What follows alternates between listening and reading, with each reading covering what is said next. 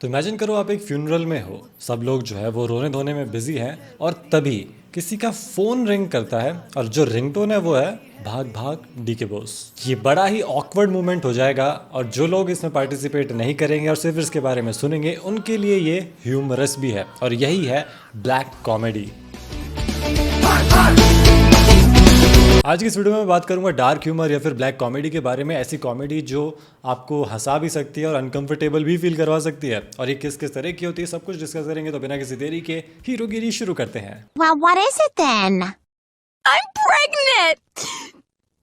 Dad, I swear to God, I didn't know that when I set you up with her. तो सबसे पहले समझ लेते कि आखिर ब्लैक कॉमेडी एग्जैक्टली क्या होती है। तो देखो, लाइफ में ना बहुत सारी चीजें डिप्रेसिंग होती है, सैड होती है, उसको कॉमेडी में कन्वर्ट करना ये एक तरीके का आर्ट होता है और सिनेमा के अंदर इसी आर्ट फॉर्म को बहुत ज्यादा बार यूज किया जाता है, जिससे काफी लोग ऑफेंड भी हो जाते हैं और काफी लोग एंटरटेन भी होते हैं। अगर सिंपल टर्म से बात करें तो ये वो कॉमेडी है जो उन टॉपिक्स पे लिखी जाती है जो कि डिप्रेसिंग होते हैं, डार्क होते हैं, ट्रेजिक होते हैं। मतलब ऐसे टॉपिक जिन पर आप नॉर्मली जोक नहीं कर सकते हो, जैसे कि डिजीज है, वॉर है, डेथ है, इनके ऊपर कुछ फनी लिखना ब्लैक कॉमेडी होता है। देखो, जो नॉर्मल कॉमेडी होती है उसमें क्या होता है कि स्लैपस्टिक ह्यूमर होता है या फिर सीधे साधे जोक लिखे जाते हैं जहाँ पर लोग हंसने लग जाते हैं। लेकिन ब्लैक कॉमेडी में काफ़ी सारी चीज़ें डिफरेंट होती है। वहाँ पर कुछ इवेंट्स होते हैं जो कि डिस्टर्बिंग दिख सकते हैं, लेकिन उनका जो एंड रिजल्ट होता है वो फनी निकलता है कुछ लोगों के लिए। फॉर एग्जाम्पल, आपको धमाल मूवी का सीन याद होगा, आदि मानव वाला, जहाँ पर वो कार चोरी कर रहे होते हैं और उसके हाथ में एक वो पाना सा होता है और उसका भाई नीचे उतरता है। अब ये देखा जाए तो एक तरीके से हार्मफुल चीज़ है, यहाँ पर हार्मफुल चीज़ें हो रही है लेकिन उसको फनी वे में दिखाया गया है। तो ये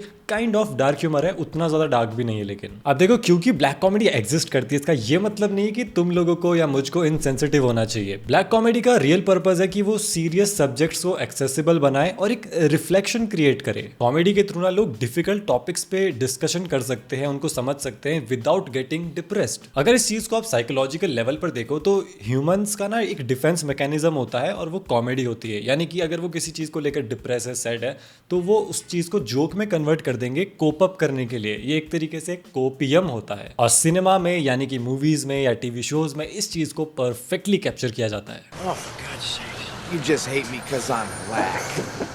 यार देखो, सिनेमा में ब्लैक कॉमेडी कोई नई चीज़ नहीं है। 1940s या 50s से ही जो मेकर्स है ना, वही चीज़ को समझ गए थे कि जो डिफिकल्ट टॉपिक्स है या फिर ऐसे टॉपिक्स है जिनको डिस्कस नहीं किया जाता उतना या फिर बहुत सीरियस है, उन चीज़ों को कॉमेडी के थ्रू ही डिस्कस किया जा सकता है या फिर प्रेजेंट किया जा सकता है ऑडियंस के सामने। और ये चीज़ ना इफेक्टिव भी होती है।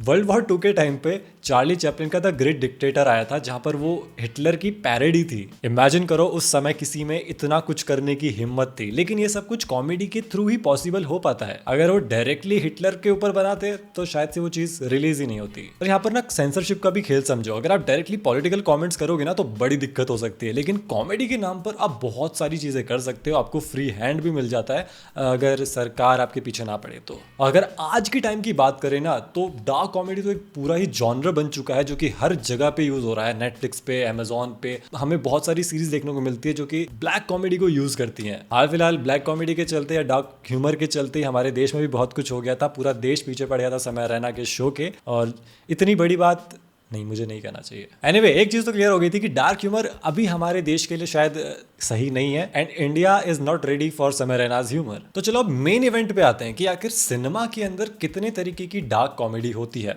जिसमें सबसे पहले आता है डार्क सटायर। ये पीआईएल डाल दिया आपने, हैं?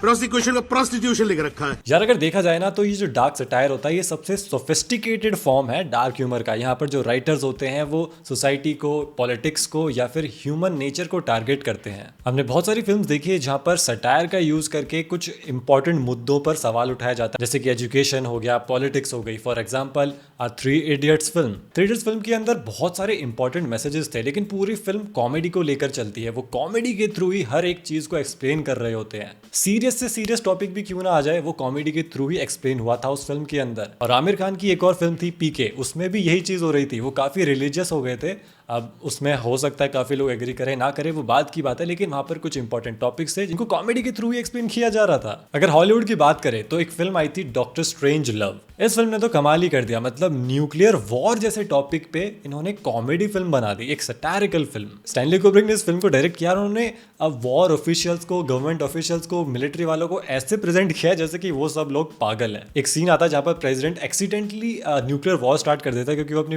गर्लफ्रेंड से बात कर रहा था फोन पे।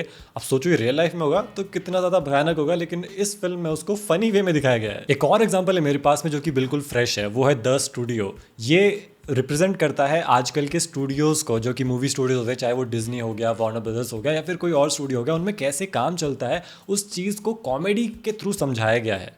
अब यहाँ पर जो है ऑब्वियसली चीज़ों को एक्सेजरेट किया है, हमारा जो लीड कैरेक्टर है वो काफ़ी अजीब तरीके से बिहेव भी करता है, उसके डिसीजंस भी बड़े अजीब होते हैं, लेकिन यहाँ पर थोड़ा बहुत डार्क ह्यूमर तो यूज़ हुआ है। वो लोग एक एपिसोड में ये डिस्कस कर रहे होते हैं कि वो रेसिस्ट है कि नहीं है, जब वो अपनी फिल्म के लिए कास्ट अनाउंस कर रहे होते हैं। अब ये उतना ज़्यादा डार्क नहीं है, लेकिन ये सटायर है और थोड़ा डार्क ह्यूमर तो इसमें ज़रूर था उस रेसिस्ट वाले एपिसोड में। तो अगला है गैलोज ह्यूमर। देखो, गैलोज ह्यूमर का मतलब होता है डेथ, ट्रेजिडी या फिर डायर सिचुएशन पे जोक मारना, जो कि मैं बिल्कुल भी इसका सपोर्ट नहीं करता हूं, मैं अगेंस्ट पहले बता रहा हूं, लेकिन क्योंकि ये यूज होता है तो मेरा काम है इस चीज को एक्सप्लेन करना। तो हाँ, ये हॉरिबल साउंड करता है, लेकिन कुछ लोग इस चीज को एंजॉय करते हैं और इस चीज पर जोक्स बनते हैं। फार्गो जो सीरीज है ना, वो इस चीज का परफेक्ट एग्जांपल है। भाई बहुत सारे मर्डर हो रहे हैं, लोग मर रहे हैं, लेफ्ट राइट सब कुछ हो रहा है, लेकिन जो हमारे लीड कैरेक्टर्स है ना, उनका जो एटीट्यूड है वो हमेशा कैजुअल रहता है। मतलब वायलेंस हो रहा है लेकिन उनका एटीट्यूड बिल्कुल कैजुअल है उस चीज के अगेंस्ट, और यही इस सीरीज को फनी भी बनाता है। द बॉयज सीरीज में भी हमने देखा है कि लोग बड़े अजीबोगरीब तरीके से मरते हैं, कोई फटता है, कोई कटता है, किसी के साथ पता नहीं क्या क्या होता रहता है, लेकिन वो वर्ल्ड इस तरीके से बिल्डअप किया गया है कि हमें वो डेथ्स का उतना इंपैक्ट नहीं पड़ता, बल्कि हमें हंसी आती है। अगर इंडियन सिनेमा की बात करें तो अंधाधुन मेरे ख्याल से इसका एक एग्जांपल हो सकता है।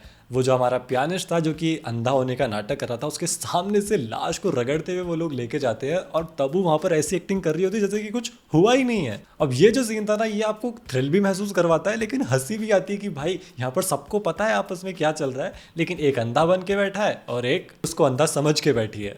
अगर डेथ ह्यूमर की बात कर ही रहे हैं तो हम पल्प फिक्शन को कैसे भूल सकते हैं। पल्प फिक्शन का सबसे शॉकिंग मोमेंट ही था जो उसका ओपनिंग सीन था, जहाँ पर हमारे जो दो मेन कैरेक्टर होते हैं वो जब कार में जा रहे होते हैं तब गलती से गन फायर हो जाती है एक ब्रेकर के ऊपर, पीछे जो उनका बंदा बैठा होता है भाई उसका फेस ब्लास्ट हो जाता है, और वो दोनों आपस में झगड़ा कर रहे होते हैं कि उन्होंने क्या गलती कर दी, ये ब्रेकर पे इतनी जोर से क्यों गाड़ी उछाल दी और तू गन को लोड करके क्यों बैठा था। और अब उनका सबसे इंपॉर्टेंट टास्क ये कि इस गाड़ी को साफ कैसे करवाना है बिना पुलिस की नजर में आए। एक फिल्म थी हॉट फज़ नाम की जिसमें हमें साइमन पेक दिखते हैं, उसमें भी डेथ को इसी तरीके से यूज किया गया है। हर जो बंदा है वो बड़े अजीब तरीके से मरता है, and that is funny in a certain way for a certain audience. अगली कैटेगरी है ट्रैजिक कॉमेडी। अब ये ऑब्वियसली डेथ ह्यूमर में ही काउंट होता है, मतलब उसी के अंडर में आता है, लेकिन यहाँ पर और थोड़ा ब्रॉड हो जाता है एरिया। ये सबसे इमोशनल कैटेगरी होगी मेरे ख्याल से डार्क ह्यूमर में, लेकिन यहाँ पे मतलब ट्रेजेडी हो रही होती है, लेकिन जो कैरेक्टर्स है उनका जो वे है डील करने का वो काफी ह्यूमरस होता है। अगर आपको comedy centrals roast of Justin Bieber याद है तो उसके अंदर सब लोग आए थे जस्टिन बीबर को रोस्ट करने, और सब लोग एक दूसरे को भी रोस्ट कर रहे थे। उसमें पीट डेविडसन के ऊपर 9/11 वाले अटैक से रिलेटेड बहुत सारे जोक्स मारे गए थे, क्योंकि उनके पिताजी की डेथ हो गई थी 9/11 अटैक में। अब ये एक ट्रेजेडी है, लेकिन इस चीज को वो लोग फनी वे में ले रहे थे। मुझे नहीं लगता कि बहुत सारे लोग इस चीज को फनी वे में लेंगे, लेकिन अब पीट डेविडसन के ऊपर जोक था और वो फनी वे में ले रहा था, तो yes, it's a form of comedy. अब एक चीज को ध्यान से समझना, ये जो ट्रैजिक कॉमेडी होती है इसी का एक पार्ट है काफ्का कॉमेडी, मतलब इसी से रिलेटेड है। और काफ्का कॉमेडी के अंदर भी बहुत सारे कॉमेडी आती है। काफ्का कॉमेडी का अगर मतलब देखा जाए तो ये कि किसी के मिसफॉर्च्यून को ह्यूमरस वे में दिखाना, मतलब कि कोई बुरी किस्मत है किसी की, कोई किसी के साथ बहुत गलत हो रहा है, लेकिन उसको फनी वे में प्रेजेंट करना। जैसे किसी का चाइल्डहुड बड़ा अब्यूजिव रहा है, तो काफी सारे वेस्टर्न एनिमेटेड शोज है जहां पर इस चीज को फनी वे में दिखाया जाता है। फॉर एग्जाम्पल बोजैक हॉर्समैन, उसके बचपन के सीन्स दिखाए जाते हैं जहां पर उसके पिताजी जो है बड़ी अजीब अजीब चीजें करते हैं उसके साथ, लेकिन उस चीज को फनी वे में दिखाया है। एड एंड एडी के अंदर भी जो एडी का भाई होता है वो उसको बहुत अब्यूज करता है, और वो भी एक तरीके से हम लोगों के लिए फनी ही था। इसी के अंदर एक और कैटेगरी आती है सैडिस्ट शो नाम की। इसके अंदर ये होता है कि जो पूरा का पूरा हमारा कंटेंट है, चाहे वो मूवी है, एनिमेटेड शो है या फिर टीवी सीरीज है, उसके अंदर सभी कैरेक्टर्स को बड़ा ही बुरी तरीके से ट्रीट किया जाएगा ताकि ऑडियंस एंटरटेन हो सके। अब जरूरी नहीं कि वो फनी ही हो, लेकिन ऑडियंस एंटरटेन जरूर होगी। जैसे कि फाइनल डेस्टिनेशन, उसमें जो सभी कैरेक्टर्स है वो अपनी मौत से भाग रहे होते हैं और क्या अजीब अजीब तरीके से मरते हैं, किस लिए? ताकि ऑडियंस एंटरटेन हो सके। हमको पता है कि सब लोग मरेंगे, हमको ये भी पता है कि सब लोगों की मौत बड़ी गंदी तरीके से होगी, लेकिन फिर भी हम लोग देख रहे होते हैं कि आखिर कौन कैसे मरेगा, कौन कितना क्रिएटिवली मर सकता है। ये चीज़ जानने में हम इंटरेस्टेड होते हैं, और अगर कोई क्रिएटिवली नहीं मरता है तो हमें मज़ा नहीं आता। हम फाइनल डेस्टिनेशन इसीलिए देखते हैं कि भाई हमें खतरनाक से खतरनाक डेथ दिखाओ और क्रिएटिव से क्रिएटिव होनी चाहिए। जो अगली कैटेगरी है ना, वो सुनने में ही फनी लगती है, डिसेबिलिटी गैग। देखो कोई हंसेगा नहीं, पहले बता रहा हूँ। तो आप लोग नाम से समझ गए होगे कि ये थोड़ी सेंसिटिव कैटेगरी है और इसमें किस तरह की कॉमेडी होती है और ये यूज़ करी भी जाती है। मैं किसी भी तरीके से डिसेबिलिटी वाला जो ह्यूमर है ना, कि कोई डिसेबल है उसका मजाक उड़ाना, ये प्रमोट नहीं कर रहा हूँ। मैं बस ये बता रहा हूँ कि मूवीज़ के अंदर ये यूज़ होता है। अगर इंडियन सिनेमा की बात करें तो वेलकम फिल्म मुझे याद आती है जहाँ पर डिसेबिलिटी ह्यूमर यूज़ हुआ है। उदय शेट्टी का जो खास आदमी था बालू, वो लंगड़ा कर चलता था, हालांकि वो असली में लंगड़ा नहीं था, लेकिन हमें पूरी फिल्म में यही बताया गया था कि वो असली में लंगड़ा है और वो उसी चीज़ को ह्यूमरस वे में भी दिखाते थे। टांग नकली है, मैं हॉकी का बहुत बड़ा खिलाड़ी था। एक दिन गलती से उदय भाई के लिए मेरे मुंह से गलत निकल गया तो मजनू भाई ने मेरी हॉकी स्टिक। अभी लाइन में जितनी बार सुनता हूँ, जितनी बार ये फिल्म देखता हूँ, मुझे फनी लगती है। ऑल्दो आई नो कि डिसेबिलिटी ह्यूमर उतना सही नहीं होता है। तो वैकेशन फिल्म में एक सीन आता है जहाँ पर ग्रिसवॉल्ड जो फैमिली होती है वो एक पार्टी में रुकते हैं जो कि फंड रेजर होती है। उसका नाम होता है एसबर्गर fund raiser. Hi, would you like to donate to Asperger's? तो एसबर्गर वैसे तो कुछ नहीं होता, लेकिन एक बीमारी होती है एस्पर्जर सिंड्रोम। जिन लोगों को एस्पर्जर सिंड्रोम होता है वो थोड़ा न्यूरो डेवलपमेंट उनका अच्छा नहीं होता, उनका नॉन वर्बल कम्युनिकेशन भी उतना सही नहीं होता, तो उनके लिए वो फंड रेजर था, एसबर्गर फंड रेजर। अगर एनिमेटेड की बात करें तो how to train your dragon जो फिल्म है, उसमें जो हमारा लीड कैरेक्टर है उसका एक पैर नहीं होता, लेकिन वो काफ़ी बार जोक करता है कि उसका लेफ्ट सॉक मिसिंग है, जबकि उसका लेफ्ट पैर है ही नहीं, तो सॉक कैसे मिसिंग हो सकता है। तो अगली कैटेगरी है ब्लडी हिलेरियस। तो ये जो कैटेगरी ना, इसमें ऑब्वियसली ह्यूमर को दिखाया जाता है गोर या फिर वायलेंस का यूज़ करके, और ये स्ट्रिक्टली अडल्ट ओनली होगा मेरे ख्याल से। इसमें मैं अगेन एग्जांपल देना चाहूंगा पल्प फिक्शन मूवी का, जहां पर जॉन ट्रेवोल्टा और सैमुअल जैक्सन का कैरेक्टर अपने पीछे बंदे को उड़ा देते हैं, और फिर उनका जो कॉन्वर्सेशन है वो ये चल रहा होता है कि ये जो दिमाग चिपका हुआ है पूरी कार में, इसको अब साफ कैसे करवाना है। तो ये ब्लडी हिलेरियस है। और इस तरीके के सीन आपको ऑलमोस्ट हर क्विंटन टेरेंटिनो की फिल्म में मिल ही जाएंगे। किल बिल जो फिल्म है ना, उसमें भी बहुत खून खराबा होता है, और वो खून इतना ज़्यादा निकलता है कि वो रियलिस्टिक तो बिल्कुल नहीं लगता, बल्कि फनी लगने लग जाता है। इंग्लोरियस बास्टर्ड्स में भी हमारा जो ब्रैड पिट वाला ग्रुप होता है ना, वो नाजीज को बड़े अजीब अजीब तरीके से मारते हैं और बड़ी खतरनाक उनकी डेथ होती है, ब्लडी डेथ होती है। और वो किस लिए होती है? हम लोगों को एंटरटेन करने के लिए और फनी दिखाने के लिए। इंडियन फिल्म आई थी मर्द को दर्द नहीं होता, शायद ज़्यादा लोगों ने नहीं देखी, लेकिन मेरे ख्याल से वो काफ़ी फनी फिल्म है। और उसमें उस बंदे को एक उसको भी सिंड्रोम होता है कुछ, तो मतलब उसकी कंडीशन होती है कि उसको पेन फील नहीं होता, और वो इसी वजह से ऐसे भयंकर भयंकर एक्शन करता है, पता नहीं कितनी उसको चोटें लगती है, लेकिन उसको कुछ फील नहीं हो पाता है। और ये चीज़ इतनी ज़्यादा ह्यूमरस लगती है ना, जब आप फिल्म देखोगे तब आपको पता चलेगा। एक second,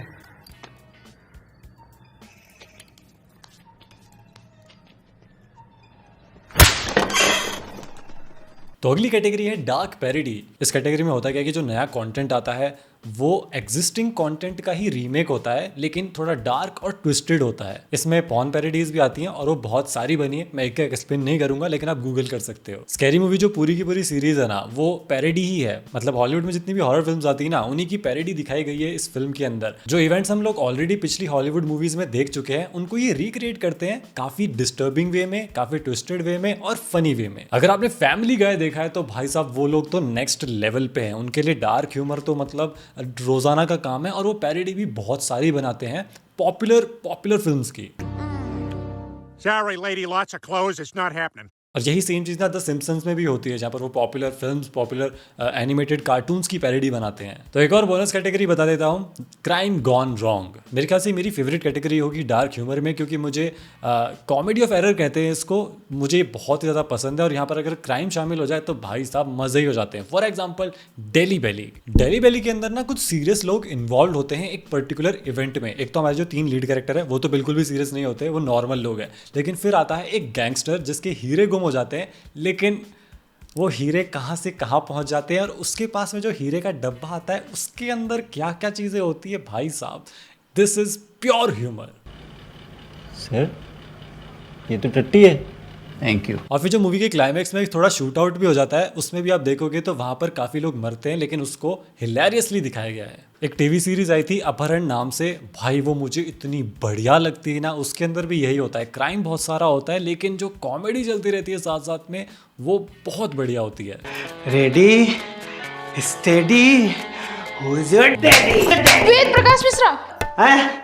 the same goes for blackmail, जिसमें वही एक्टर है अपहरण वाला, लेकिन we have Irfan Khan as well. ये जो कुछ मैंने अभी नाम लिए ना, ये लिटरली इंडियन सिनेमा के अंदर डार्क कॉमेडी में पीक करते हैं। तो कैटेगरीज तो यही थी, लेकिन आखिर ब्लैक कॉमेडी काम क्यों करती है? तो जैसा कि मैंने पहले बताया कि हमारा दिमाग इस तरीके से काम करता है कि अगर कोई चीज़ को हम हैंडल नहीं कर पा रहे हैं, कुछ डिप्रेसिंग है, डार्क है, तो जोक मारना इज आर डिफेंस मैकेनिज्म। ऊपर से जो ब्लैक कॉमेडी होती है ना, वो काफी बार अनएक्सपेक्टेड होती है। ऊपर से हमने जो सिनेमा में ब्लैक कॉमेडी देखी है ना, वो काफी बार ऐसी सिचुएशन में होती है जहां पर हम ये सोचते हैं कि इस कैरेक्टर के साथ जो हो रहा है वो हमारे साथ तो कभी नहीं होने वाला, मैं तो ऐसी सिचुएशन में कभी फंसूंगा ही नहीं। तो हम खुद को सुपीरियर भी फील करते हैं। और अगर सिनेमा के अंदर सोशल कमेंट्री के साथ में, सटायर के साथ में अगर डार्क ह्यूमर को दिखाया जाता है, तो हम उस चीज से रिलेट भी कर पाते हैं कि ओ भाई, ये सब कुछ तो होता रहता है और ये कितना सीरियस भी है, लेकिन ये लोग इसका मजाक उड़ा रहे हैं। लेकिन मुद्दा ये कि ब्लैक कॉमेडी ना हर कल्चर में अलग तरीके से वर्क करती है। वेस्टर्न जो लोग हैं वो मेरे ख्याल से डेथ ह्यूमर, ग्रेव ह्यूमर को लेकर वो लोग कंफर्टेबल होंगे, लेकिन मुझे नहीं लगता कि इंडिया में लोग इस चीज को लेकर कंफर्टेबल। लगता क्या ऑब्वियस है, इंडिया में लोग कंफर्टेबल नहीं है डार्क ह्यूमर को लेके। जो फैमिली गाय एनिमेटेड शो है ना, वो हॉलीवुड में बना है ऑब्वियसली, और उसमें रिलीजन को लेकर, पॉलिटिक्स को लेकर, हर चीज को लेकर जोक कर दिया जाता है। लेकिन अगर वही चीज यहाँ बनी होती तो भाई साहब उसको कब का कैंसिल ही कर दिया होता। साउथ पार्क नाम का जो एनिमेटेड शो है वो फैमिली गाय से 4 कदम आगे है डार्क ह्यूमर के मामले में, और उसको तो बहुत लोगों ने कैंसिल करवाने की कोशिश भी करी है हॉलीवुड में। तो सोचो अगर वो चीज यहाँ आ जाए तो भाई साहब दंगे हो जाएंगे। लेकिन जैसे जैसे समय बदल रहा है ना, मेरे ख्याल से इंडियन ऑडियंस भी, इंडिया के लोग भी थोड़ा थोड़ा डार्क ह्यूमर को अडेप्ट कर भी रहे हैं। पूरी तरीके से नहीं कर पाए, लेकिन 100% में से 10% तो कर चुके हैं, क्योंकि नेटफ्लिक्स पे, अमेजोन पे सीरीज वगैरह आती रहती है, यूट्यूब पर वीडियोस आते हैं जो लोग देखते हैं। लेकिन अगर देखा जाए तो ब्लैक कॉमेडी का एक अच्छा इंपैक्ट भी होता है सोसाइटी के ऊपर, क्योंकि कुछ अनकंफर्टेबल टॉपिक्स होते हैं जो लोग डिस्कस करना पसंद नहीं करते या फिर कर नहीं पाते, उनके बारे में भी सोच लेते हैं वो कॉमेडी के through. For example don't look up जो फिल्म है लियोनार्डो डी कैप्री की, उसके अंदर क्लाइमेट चेंज को कॉमेडी के थ्रू प्रेजेंट करते हैं। ब्लैक कॉमेडी अवेयरनेस भी स्प्रेड करती है। काफी बार वो मेंटल हेल्थ, सोशल इश्यूज और पॉलिटिक्स के बारे में भी काफी सारी बातें करती है और लोगों को अवेयर करवाती है। तो यार यही था मेरा वीडियो डार्क कॉमेडी के ऊपर कि डार्क कॉमेडी क्या होती है, इसका क्या इंपैक्ट है, ये किस किस तरीके से सिनेमा के अंदर यूज होती है, और आप लोगों को कहाँ पर संभल कर रहना चाहिए डार्क ह्यूमर को लेके। हर जगह डार्क ह्यूमर यूज नहीं करना है। बाकी आप लोग बताओ कि आपको किस तरीके का डार्क ह्यूमर पसंद है, और वीडियो अच्छी लगे तो लाइक और शेयर कर दो, और मैं आपको मिलूंगा अब अगली वीडियो में। So tell me you got it right now.